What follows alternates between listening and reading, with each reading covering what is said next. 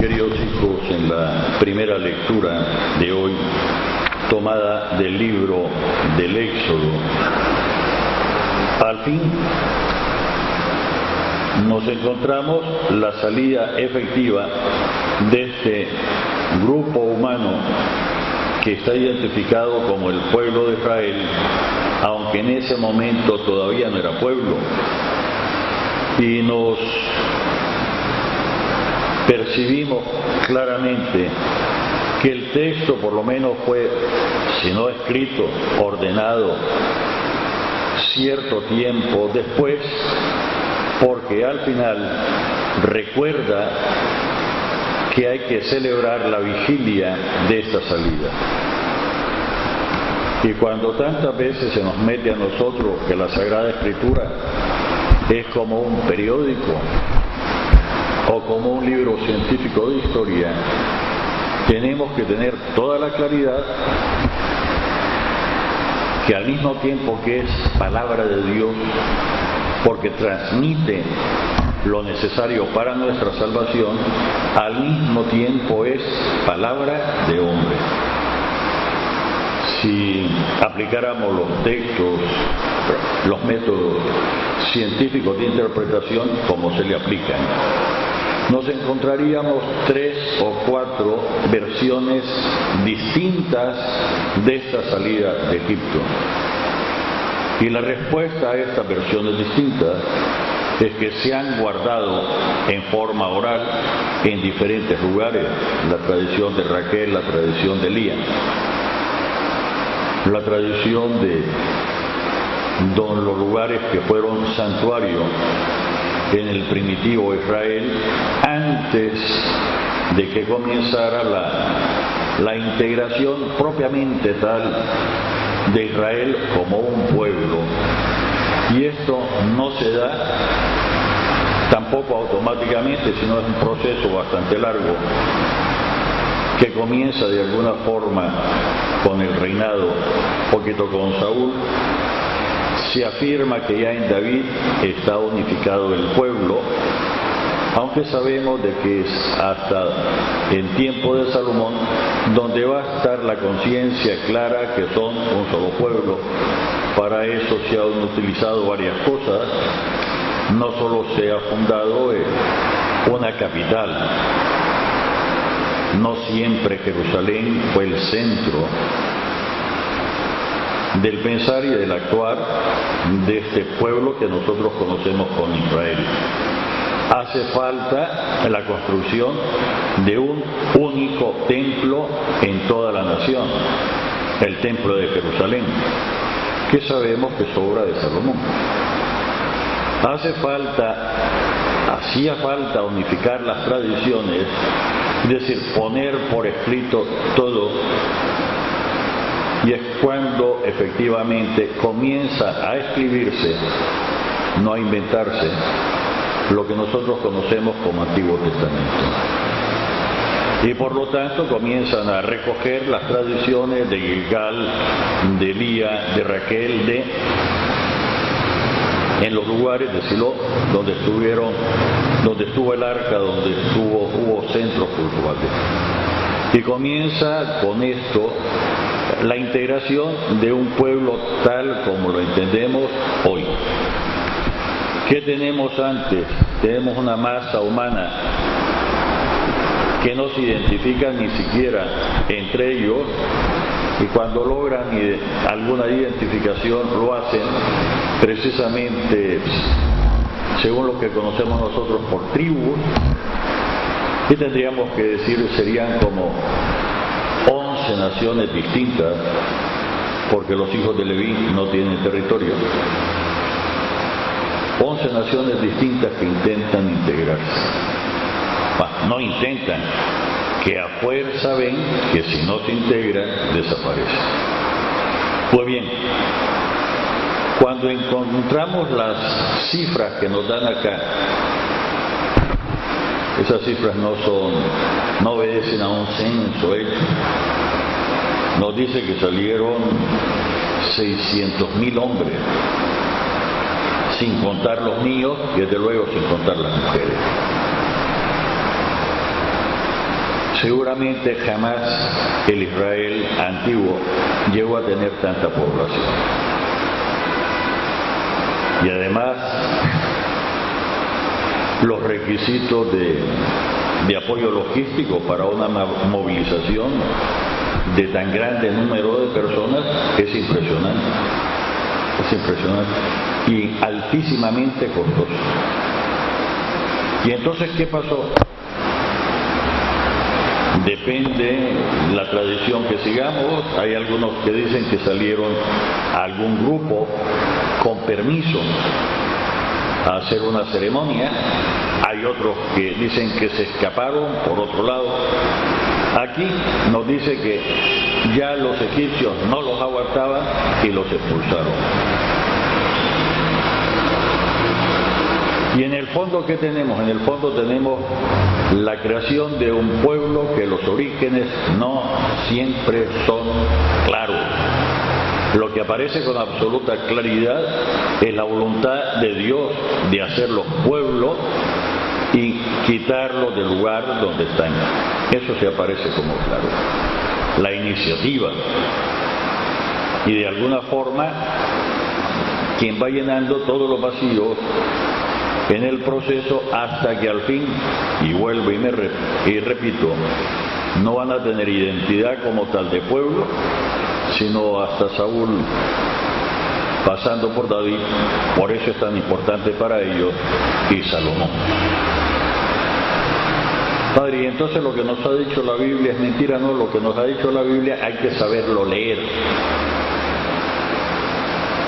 Habría que esperar lo que nos dicen los periódicos de hoy de cuántas personas estuvieron ayer en Managua. Posiblemente el periódico que escojamos nos va a dar distinto número de personas, con todos los medios que tenemos de vehículos y el inmenso gasto que supuso, además de un feriado nacional. Padre, pero entonces, así es el mundo, así es la vida. Y si tengo una conciencia de chavalito que el papá lo resuelve todo, es el más fuerte, el más grande, el que tiene más dinero, entonces tengo que crecer, pero sin usar carburo en mi crecimiento, en mi maduración, sino crecer hasta ver la realidad tal cual es y seguir creciendo para llegar a la verdad total. Curiosamente, aquí dice que no le dieron tiempo ni siquiera para que fermentara el pan. En otras partes nos dicen que llevan panásimo precisamente en signo religioso de que son peregrinos. Padre, ¿y a qué se debe? A las interpretaciones.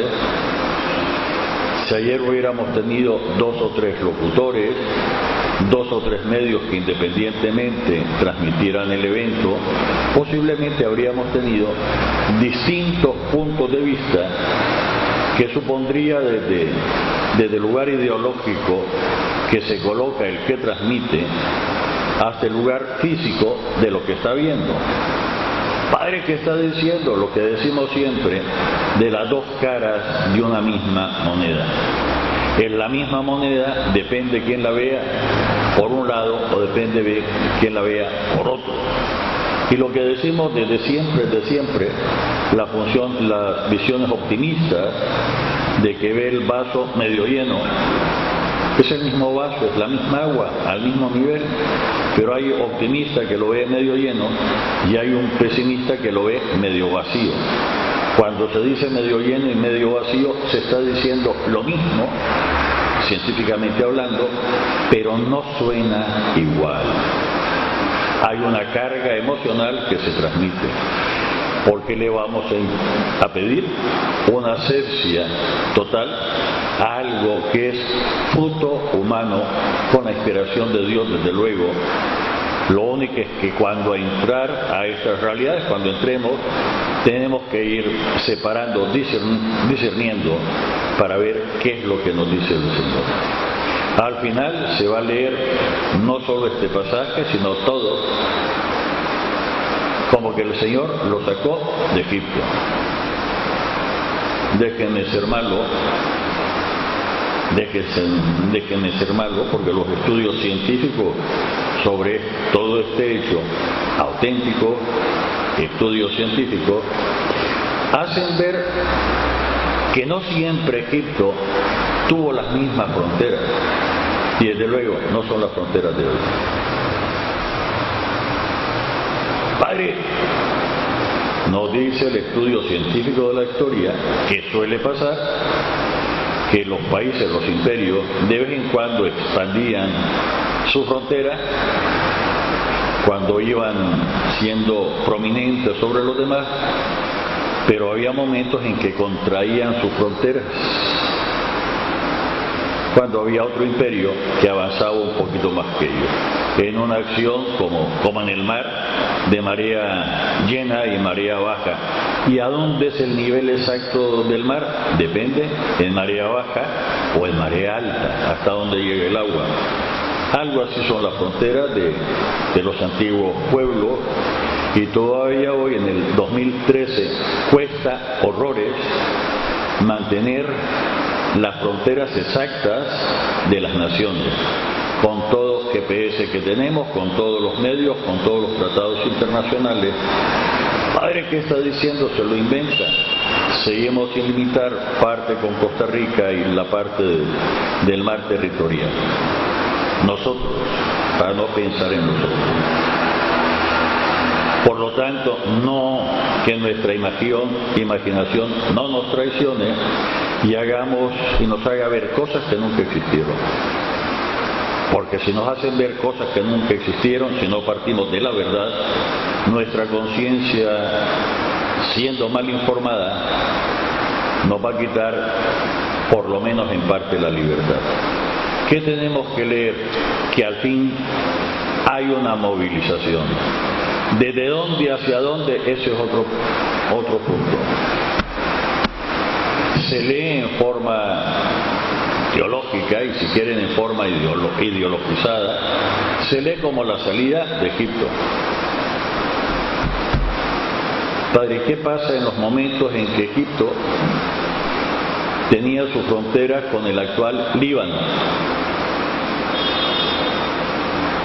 Que todo el territorio del actual Israel, incluso lo que tienen prestado todavía, era parte de Egipto. En ese entonces no se movieron.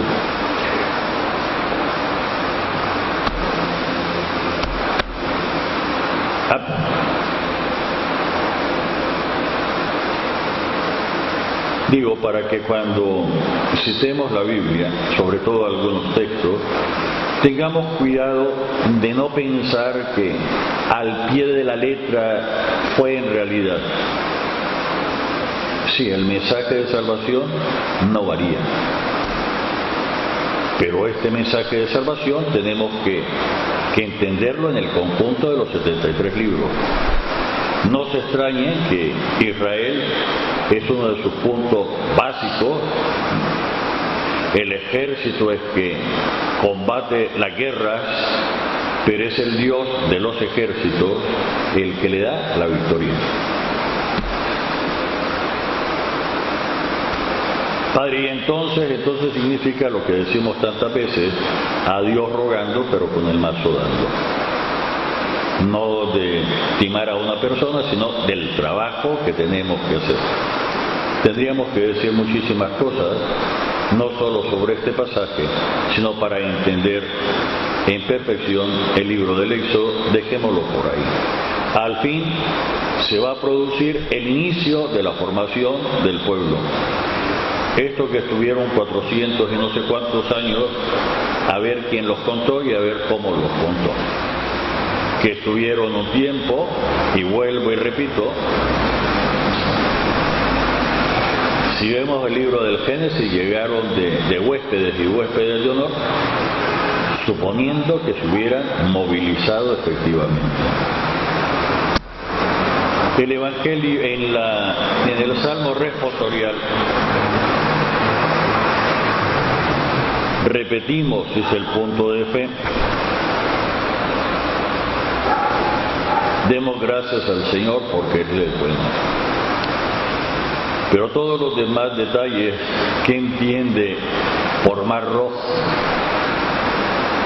¿Y qué entiende que se abrieron las aguas? ¿Y qué entiende él? Sobre todo cuando vimos la película de Cecil B. DeMille, que sopla como un tifón y unas columnas inmensas con una profundidad que no tiene actualmente esa parte del Mar Rojo, desde luego. Por la imaginación se exalta. Y es bastante más fácil entender qué se pasó si se van a Poneloya, a la parte de la Bocana, y ven cómo queda eso en marea baja y cómo cuando sube la marea se cubre de agua. Y para los que lean por ahí, que me digan, padre, si la Biblia dice que pasaron a pie enjuto, tendrían que averiguar qué significa en ese pasaje pie. Porque la misma expresión dice que las aguas le llegaban a las rodillas, pero no se mojaron los pies. Evangelio, si no salimos diciendo cualquier cosa. Y aquel que piensa que porque reza 4 cosas ya tiene la inspiración del Espíritu Santo y comienza a decir Madre de Dios. En el Evangelio de hoy tenemos la aplicación a una persona concreta de una profecía que cuando se expresa ni siquiera tiene pensado el profeta de que iba a existir un Jesús. La palabra de Dios es eficaz independientemente de la intencionalidad del profeta y de la conciencia del propio profeta. Que esta profecía de Isaías no se entiende bien sino hasta la persona de Jesucristo, y aunque sea haciéndolo calzar, sobre todo Mateo, hace ver que en Jesucristo se está cumpliendo perfectamente esto, pues sí. Antes de entre Isaías y Jesucristo, ¿cuántos lo habrán querido aplicar? Y resultaba que no calzaba. En todo caso, las características de Isaías, independientemente de lo que pensaba Isaías como profeta, las características de aquel que nos tiene que conducir. Miren a mi siervo a quien sostengo, sostenido por Dios. A mi elegido, en quien tengo mis complacencias. Y nos tienen que ir sonando diferentes partes del Nuevo Testamento. En quien tengo mis complacencias. Este es mi Hijo muy amado, en quien tengo todas mis complacencias. En él he puesto mi espíritu. El Espíritu de Dios está sobre mí, porque Él me ha enviado para que haga brillar la justicia sobre las naciones. Aquí ya no es sobre los individuos, sobre las personas de una misma nación, sino aquí estaríamos, digamos, en el concierto o en el derecho internacional. Su justicia sobre las naciones. No gritará, ni clamará. Lo siento mucho por esos que se ponen parlantes atronadores que te quitan incluso la libertad de escuchar o no escuchar. No hará oír su voz en las plazas. Lo que está enunciando Isaías es todo lo diferente a lo que solían hacer los caudillos políticos, militares, económicos de su tiempo. No romperá la caña resquebrajada, ni apagará la mecha que aún humea, hasta que haga triunfar la justicia sobre la tierra, y en él pondrán todas las naciones su esperanza. Padre, pero esto no se da todavía.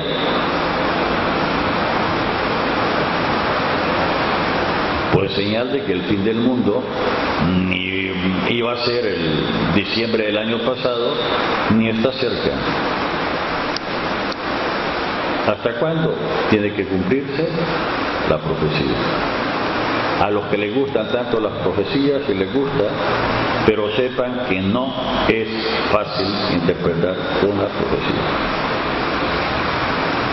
Y la comunicación de Dios, desde luego, no es una sesión espiritista. Dios se dirige a su iglesia. En primer lugar a su pueblo, como un anticipo de su iglesia, como símbolo para los demás, a Israel en el Antiguo Testamento. En el Nuevo Testamento, toda palabra de Dios es para su iglesia, porque lo inexcusable de la iglesia es hacer presente a Jesucristo, al servicio de las personas. Padre, pero es que yo reitero, lo inexcusable de la iglesia es hacer físicamente presente a Jesucristo en forma sacramental aquí en este mundo al servicio de las personas. Y a esto se orientan los 7 sacramentos. Es presencia de Jesucristo sirviendo a las personas. Y a esto se orienta toda la predicación, a la conciencia de las personas.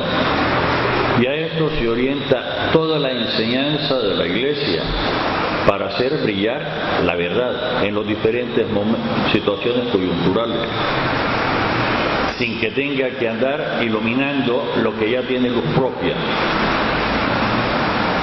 Me expreso.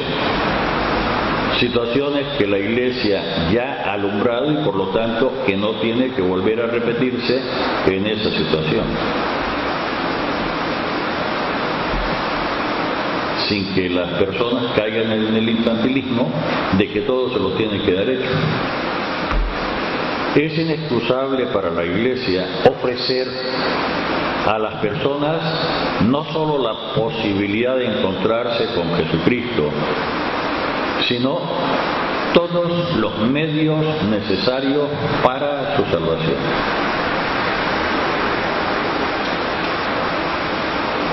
No solo individual, sino colectiva. Padre, y entonces, eso es iglesia, un instrumento, presencia de Dios al servicio de los hombres. No para lo que quieran los hombres, sino para que la humanidad entera pueda cumplir su fin último, que es pasar por el mundo aprendiendo a conocer a Dios y aprendiendo a amar a Dios y al prójimo como Cristo nos los enseña en el Evangelio. Esto es lo central nuestro. Padre, y entonces la misa es presencia de Jesucristo. Es uno de los sacramentos. Y la predicación es la explicación de la palabra. Y la enseñanza y los sacramentales prolongan la acción sacramental a la cual participamos y nos la recuerda. Por ejemplo, el agua bendita como recuerdo del bautismo. Y la oración, nuestra comunicación con el Señor, en lugares especiales, no solo para celebrar los misterios de la salvación, sino para poder orar en presencia del Señor, presencia sacramental, pero real. Padre, y entonces yo creía, pues te equivocaste. Por eso, sobre todo este año de la fe, el estudio de la doctrina, es decir, del catecismo. Sin olvidarnos, nos lo decían los papas, de los documentos del Vaticano II, y los que vivimos en Nicaragua, de recordar lo establecido por nuestro segundo concilio provincial, y los que vivimos en la diócesis de León, Chinandega, municipio de San Nicolás, los mandatos de nuestro segundo sínodo. Padre, pero es que yo creía, yo esperaba. Miren, qué bonito, ya fue anunciado. Dentro de unos días se reúne el Papa Francisco con la juventud, Jornada Mundial de la Juventud en Brasil. Y nos ha dicho ya los organismos de información que el Papa Francisco va a transmitir a los jóvenes la carta y el mensaje que había escrito en su momento Benedicto XVI.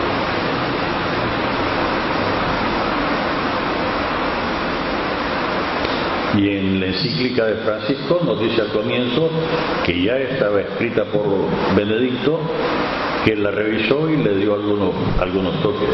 Qué bonito que alguien sustituye en un cargo que pueda decir que soy la continuidad y la perfección, pero no vengo a hacer todas las cosas distintas ni a aplicar la ley de la escoba como piensan en algunos lugares o como vemos hacer en el mundo. ¿Cómo tendríamos que aprender, incluso encima de nuestras debilidades humanas y de nuestras fallas humanas? ¿Cómo aprender del Dios que hacemos presente para la salvación? En el nombre del Padre, del Hijo y del Espíritu Santo. Amén.